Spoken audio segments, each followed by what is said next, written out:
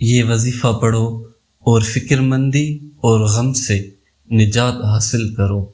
بسم اللہ الرحمن الرحیم۔ اللہم انی عبدک وابن عبدک وابن امتک ناصیتی بیدک ماض فی حکمک عدل فی قضاؤک اسألک بکل اسم هو لک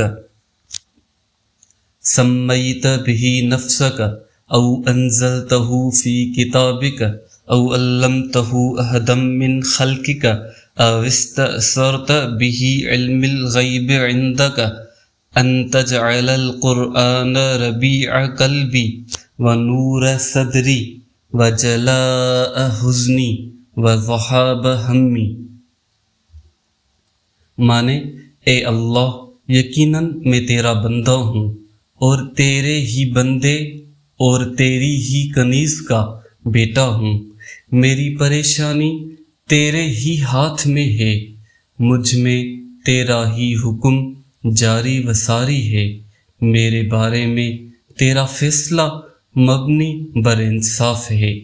میں تیرے ہر اس خاص نام کے ذریعے سے تجھ سے درخواست کرتا ہوں جو تو نے خود اپنا نام رکھا ہے یا اسے اپنی کتاب میں نازل فرمایا ہے یا اپنی مخلوق میں سے کسی کو سکھایا ہے یا تو نے اسے علم غیب میں اپنے پاس رکھنے کو خاص کیا ہے۔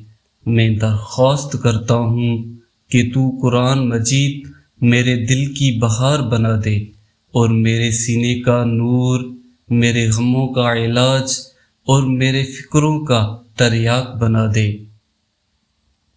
حدیث مسند احمد، شیخ البانی رحمۃ اللہ تعالی علیہ نے اسے صحیح کہا ہے۔ صدق اللہ العظیم۔